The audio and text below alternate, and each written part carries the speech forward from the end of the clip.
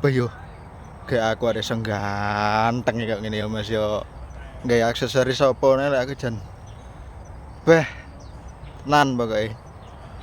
Jan pokoknya raja tampan sing paling ganteng sak Kabupaten Toyen ya mek aku. Jan kok iso koyo ngene. Beh.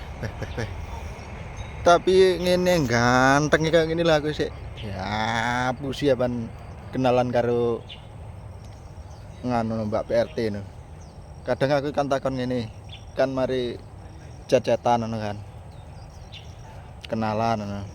Apa tak takoni jarine. Aku ora ndek pacar, Mas. Terus ora ndek pasangan.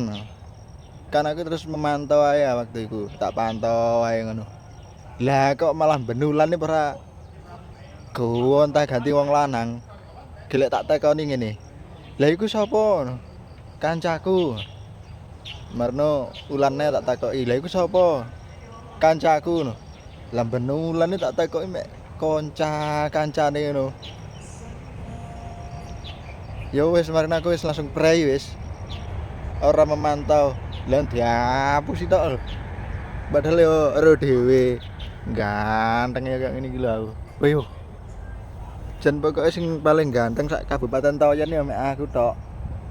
Mosok ya ora percaya kayak ngene, tapi wis dihapusi lho kenalan karo mbok de ngono. Ya terus kon piye iki lek kenalan? Duh.